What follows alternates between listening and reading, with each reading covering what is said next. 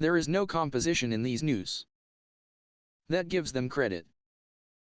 Indeed, they are disproportioned. My letters say 107 galleys. And mine 140.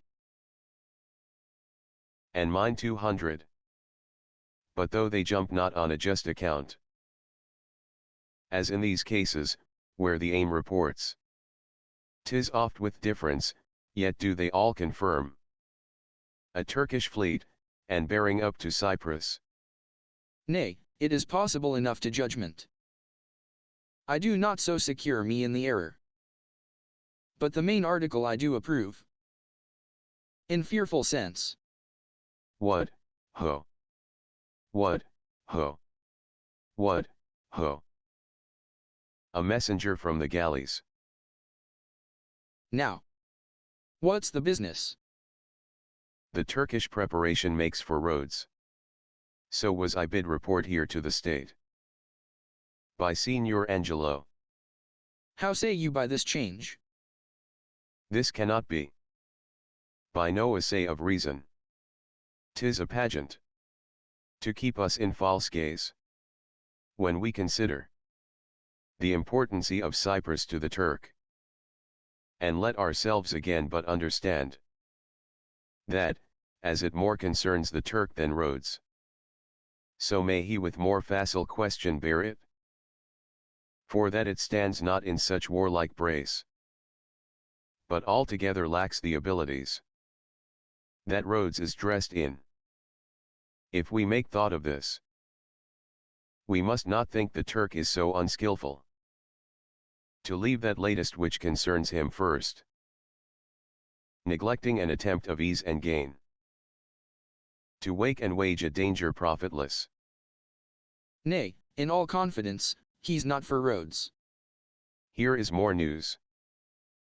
The Ottomites, reverend and gracious, steering with due course toward the Isle of Rhodes, have there enjointed them with an after fleet. So I thought. How many, as you guess? Of 30 sail, and now they do re-stem their backward course, bearing with frank appearance their purposes toward Cyprus. Signor Montano, your trusty and most valiant servitor, with his free duty recommends you thus, and prays you to believe him. 'Tis certain, then, for Cyprus, Marcus Luchicos, is not he in town? He's now in Florence. Write from us to him. Post haste dispatch. Here comes Brabantio and the valiant Moor. Valiant Othello, we must straight employ you against the general enemy Ottoman. I did not see you. Welcome, gentle Signor. We lacked your counsel and your help tonight. So did I yours. Good your grace, pardon me. Neither my place, nor aught I heard of business, hath raised me from my bed, nor doth the general care take hold on me. For my particular grief is of so floodgate and o'erbearing nature, that it engluts and swallows other sorrows, and it is still itself. Why, what's the matter? My daughter. Oh, my daughter. Dead? To me. She is abused, stolen from me, and corrupted by spells and medicines bought of Mount Ebanks. For nature so preposterously to err, being not deficient, blind, or lame of sense, sans witchcraft could not. Woe ere he be, that in this foul proceeding hath thus beguiled your daughter of herself, and you of her, the bloody book of law. You shall yourself read in the bitter letter. After your own sense, yet, though our proper son stood in your action. Humbly I thank your grace. Here is the man, this Moor, whom now it seems your special mandate for the state affairs hath hither brought. We are very sorry for it. What, in your own part, can you say to this? Nothing, but this is so. Most potent, grave, and reverend signors, my very noble and approved good masters, that I have ta'en away this old man's daughter. It is most true. True, I have married her. The very head in front of my offending. Hath this extent, no more. Rude am I in my speech, and little blessed with the soft phrase of peace. For since these arms of mine had 7 years' pith, till now some 9 moons wasted, they have used their dearest action in the tented field. And little of this great world can I speak, more than pertains to feats of broil and battle. And therefore little shall I grace my cause in speaking for myself. Yet, by your gracious patience, I will a round unvarnished tale deliver of my whole course of love, what drugs, what charms, what conjuration, and what mighty magic. For such proceeding I am charged withal. I won his daughter. A maiden never bold, of spirit so still and quiet that her motion blushed at herself. And she, in spite of nature, of years, of country, credit, everything, to fall in love with what she feared to look on. It is judgment maimed and most imperfect, that will confess perfection so could err against all rules of nature, and must be driven to find out practices of cunning hell. Why this should be, I therefore vouch again, that with some mixtures powerful o'er the blood, or with some dram conjured to this effect, he wrought upon her. To vouch this is no proof, without more wider and more overt test, than these thin habits and poor likelihoods of modern seeming do prefer against him. But, Othello, speak. Did you by indirect and forced courses subdue and poison this young maid's affections? Or came it by request, and such fair question as soul to soul affordeth? I do beseech you, send for the lady to the Sagittary, and let her speak of me before her father. If you do find me foul in her report, the trust, the office I do hold of you, not only take away, but let your sentence even fall upon my life. Fetch Desdemona hither. Enceant, conduct them, you best know the place. Until she come, as truly as to heaven, I do confess the vices of my blood. So justly to your grave ears I'll present how I did thrive in this fair lady's love, and she in mine. Say it, Othello. Her father loved me, oft invited me, still questioned me the story of my life. From year to year, the battles, sieges, fortunes that I have passed, I ran it through, even from my boyish days, to the very moment that he bade me tell it, wherein I spake of most disastrous chances, of moving accidents by flood and field, of hairbreadth scapes in the imminent deadly breach, of being taken by the insolent foe, and sold to slavery, of my redemption thence, and port ants in my traveller's history, wherein of anters vast and deserts idle, rough quarries, rocks, and hills whose heads touch heaven. It was my hint to speak. Such was the process. And of the cannibals that each other eat, the anthropophagi, and men whose heads do grow beneath their shoulders. This to hear would Desdemona seriously incline, but still the house affairs would draw her thence, whichever as she could with haste dispatch. She'd come again, and with a greedy ear devour up my discourse, which I observing, took one suppliant hour, and found good means to draw from her a prayer of earnest heart, that I would all my pilgrimage dilate, whereof by parcels she had something heard, but not intentively. I did consent, and often did beguile her of her tears, when I did speak of some distressful stroke that my youth suffered. My story being done, she gave me for my pains a world of sighs. She swore, in faith, 'twas strange, 'twas passing strange, 'twas pitiful, 'twas wondrous pitiful.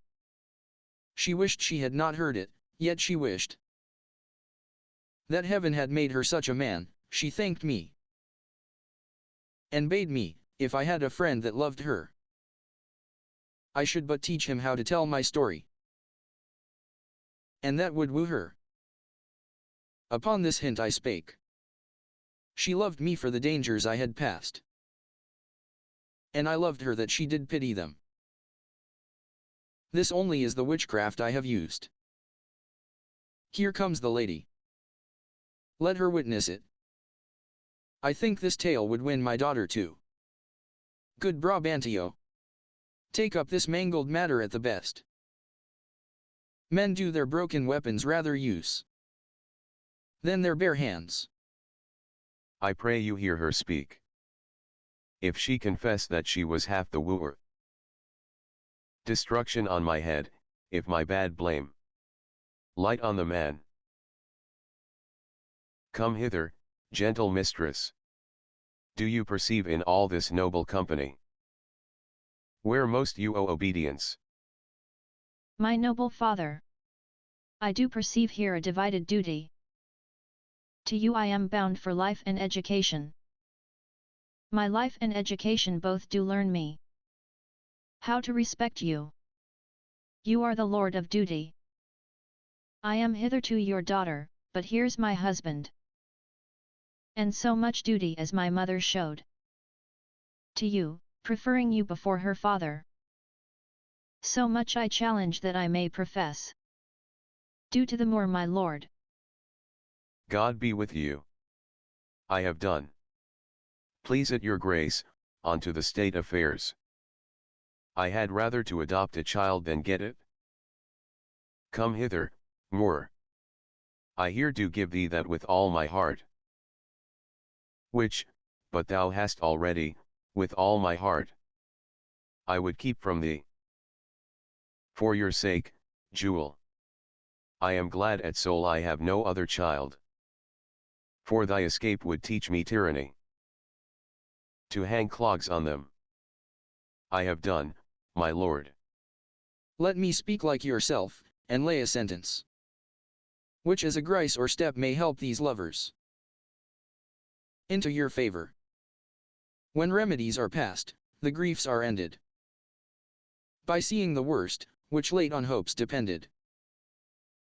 To mourn a mischief that is past and gone, is the next way to draw new mischief on.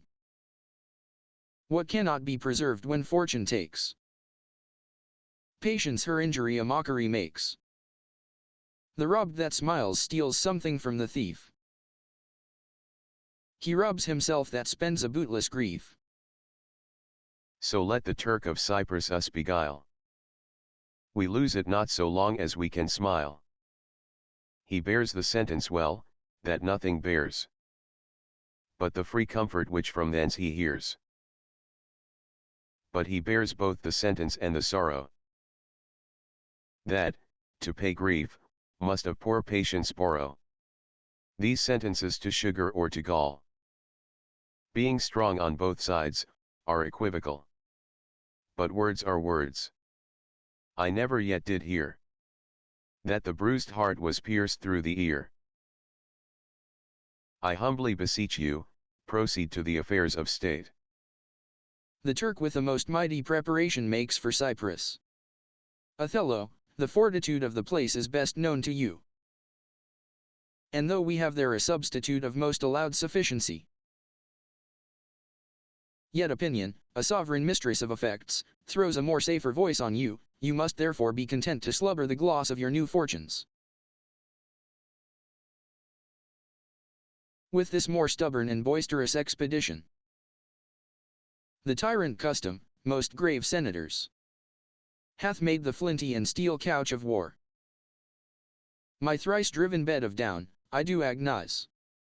A natural and prompt alacrity I find in hardness, and do undertake this present wars against the Ottomites. Most humbly, therefore, bending to your state, I crave fit disposition for my wife. Due reference of place and exhibition, with such accommodation and besort, as levels with her breeding. If you please, be it at her father's. I'll not have it so. Nor I. Nor I. I would not there reside, to put my father in impatient thoughts, by being in his eye. Most gracious Duke, to my unfolding lend your prosperous ear, and let me find a charter in your voice. Assist my simpleness. What would you, Desdemona? That I did love the Moor to live with him. My downright violence and storm of fortunes may trumpet to the world, my heart's subdued, even to the very quality of my lord. I saw Othello's visage in his mind, and to his honours and his valiant parts did I my soul and fortunes consecrate. So that, dear lords, if I be left behind a moth of peace, and he go to the war, the rights for which I love him are bereft me, and I a heavy interim shall support. By his dear absence, let me go with him. Let her have your voice. Vouch with me, heaven, I therefore beg it not, to please the palate of my appetite, nor to comply with heat, the young affects in me defunct, and proper satisfaction, but to be free and bounteous to her mind.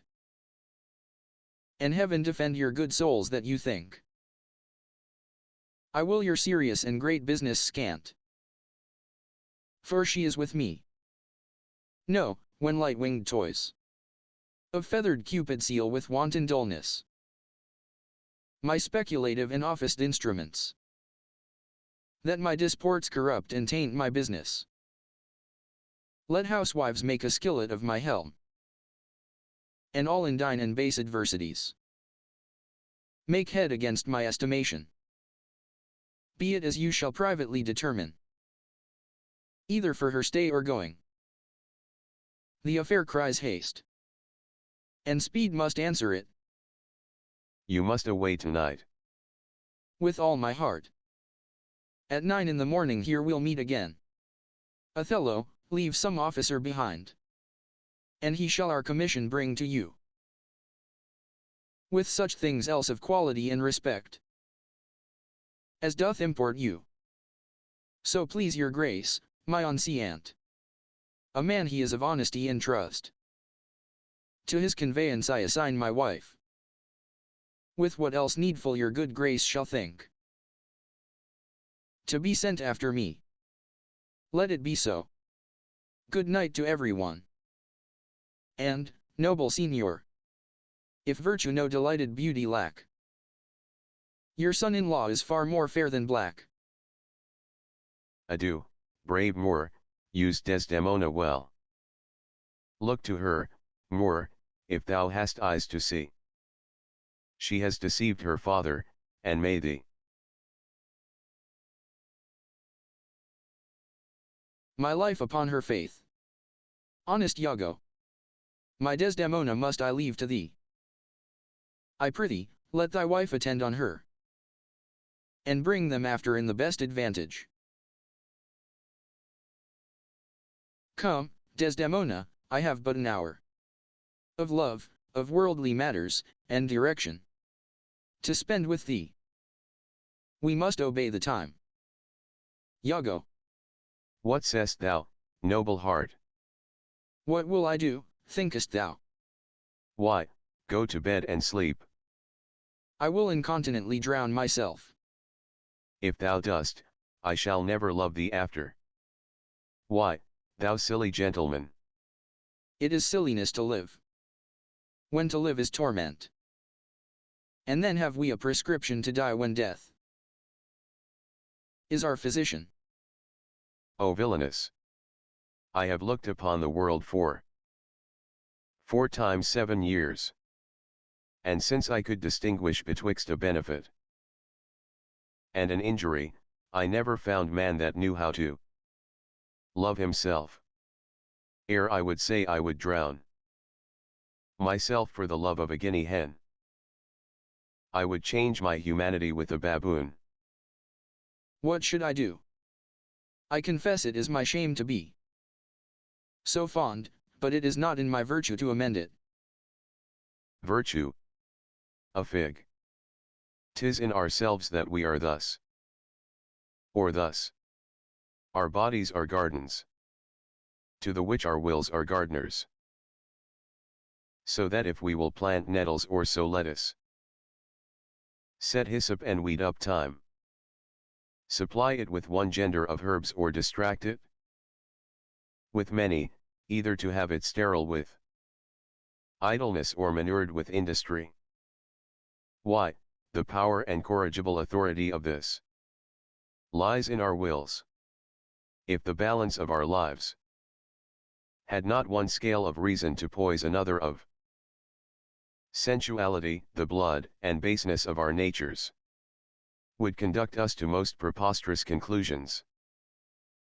But we have reason to cool our raging motions, our carnal stings, our unbidden lusts. Whereof I take this, that you call love, to be a sect, or scion. It cannot be. It is merely a lust of the blood and a permission of the will.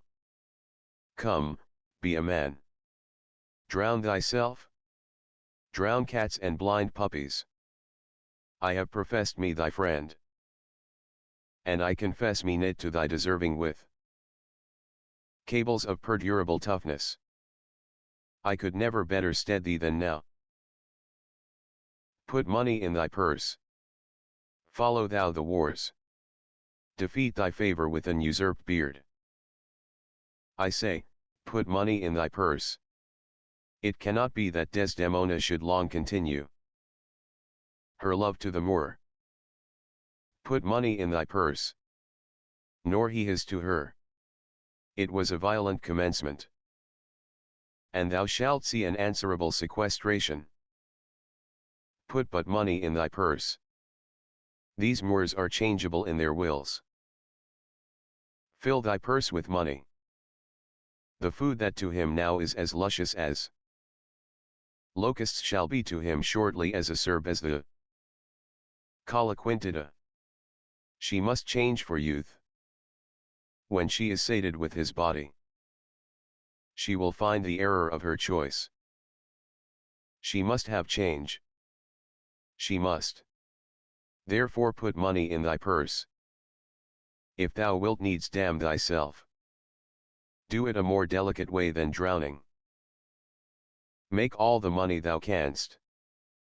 If sanctimony and a frail vow betwixt an erring barbarian and a super-subtle Venetian be not too hard for my wits and all the tribe of hell, thou shalt enjoy her. Therefore make money. A pox of drowning thyself. It is clean out of the way. Seek thou rather to be hanged encompassing thy joy than to be drowned and go without her. Wilt thou be fast to my hopes if I depend on the issue? Thou art sure of me. Go. Make money. I have told thee often, and I retell thee again and again. I hate the Moor. My cause is hearted. Thine hath no less reason. Let us be conjunctive in our revenge against him. If thou canst cuckold him, thou dost thyself a pleasure, me a sport. There are many events in the womb of Time which will be delivered. Traverse, go, provide thy money. We will have more of this tomorrow. Adieu. Where shall we meet in the morning? At my lodging. I'll be with thee betimes. Go to, farewell. Do you hear, Roderigo? What say you? No more of drowning, do you hear? I am changed. I'll sell all my land. Thus do I ever make my fool my purse. For I mine own gained knowledge should profane. If I would time expend with such a snipe. But for my sport and profit, I hate the Moor. And it is thought abroad that twixt my sheets he has done my office. I know not if it be true. But I, for mere suspicion in that kind, will do as if for surety he holds me well. The better shall my purpose work on him. Cassio's a proper man. Let me see now. To get his place, and to plume up my will. In double knavery. How? Let's see. After some time, to abuse Othello's ear. That he is too familiar with his wife. He hath a person and a smooth dispose. To be suspected, framed to make women false. The Moor is of a free and open nature. That thinks men honest that but seem to be so. And will as tenderly be led by the nose. As asses are. I have it. It is engendered. Hell and night must bring this monstrous birth to the world's light.